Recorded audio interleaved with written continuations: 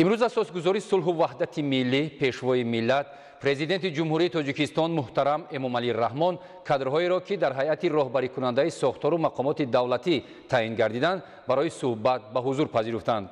ضمن صحبت پیشوای ملت محترم امامعلی رحمان کادرهای به وظیفه‌های پرمسئول تعیین گردیده را به خدمت صادقانه بر نفع دولت و ملت هدایت کردند. گزارش همکاران ما.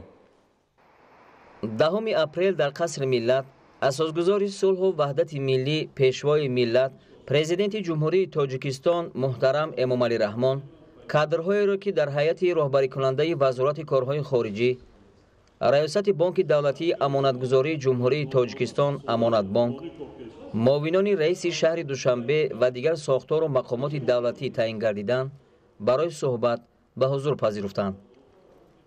با فرمانهای پرزیدنت جمهوری تاجیکستان و قرارهای حکومت مملکت، زاهدی نظامی‌دین از وظیفه معاون یکم وزیر کارهای خارجی آزاد و به وظیفه سفیر فوق‌العاده و مختار جمهوری تاجیکستان در جمهوری اسلامی ایران تعیین گردید. ناظری خسرو از وظیفه سفیر فوق‌العاده و مختار جمهوری تاجیکستان در جمهوری مصر عرب آزاد گردیده، به وظیفه معاون یکم وزیر کارهای خارجی جمهوری تاجیکستان تعیین شد. قادری اردشیر به وظیفه سفیر فوق‌العاده و مختار جمهوری تاجیکستان در مالزیا تعیین گردید. با قرارهای حکومت جمهوری تاجیکستان سیفزاده شهلا و رضوانزاده فیردوس، معاونان رئیس ریاست بانک دولتی امانتگذاری جمهوری تاجیکستان امانت بانک، بقازاده سیرم معاون رئیس کمیته تلویزیون و رادیوی نزد حکومت جمهوری تاجیکستان، میرزازاده اردشیر معاون سردار خدمات نظارت دولتی به خطری کارها در صنعت و ساحه کوهکاری نزد حکومت جمهوری تاجیکستان تعیین گردیدند.